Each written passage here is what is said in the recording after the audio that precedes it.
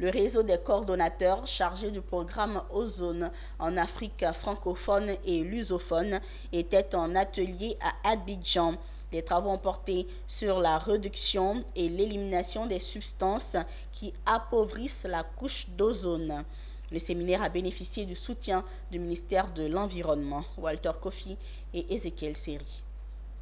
La santé de la planète bleue était au centre d'un atelier auquel préparent des experts venus de divers pays, issus du réseau de coordonnateurs chargés du programme Ozone en Afrique francophone et lusophone.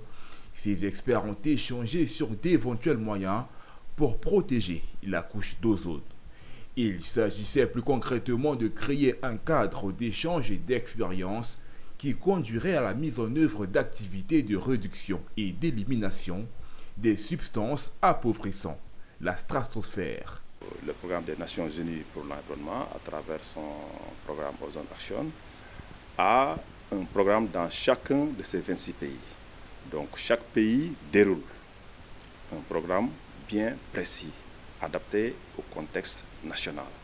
Maintenant, en un moment donné de l'année, tous les pays se réunissent quelque part pour partager leur expérience.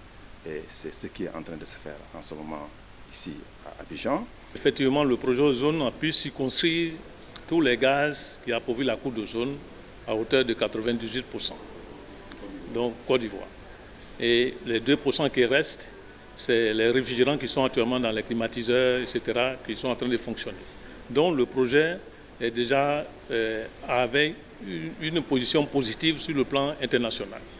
Mais les substances qu'on a utilisées des substances de substitution pour remplacer sont malheureusement des substances à gaz à effet de serre. Cet atelier a vu la présence du ministre de l'Environnement, du Développement durable et de la transition écologique qui voit en cette collaboration entre pays membres du réseau une contribution majeure permettant de faire face aux défis liés au changement climatique.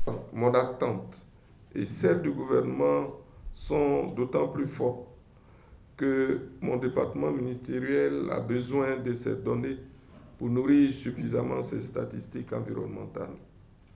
Il faut dire que le 30 novembre 1992, la Côte d'Ivoire a ratifié la Convention de Vienne pour la protection de la couche d'ozone et le protocole de Montréal relatif à des substances qui appauvrissent l'ozonosphère. Par cette action, le pays, à l'instar de la communauté internationale, s'est engagé à œuvrer pour l'élimination totale des substances qui appauvrissent son ciel.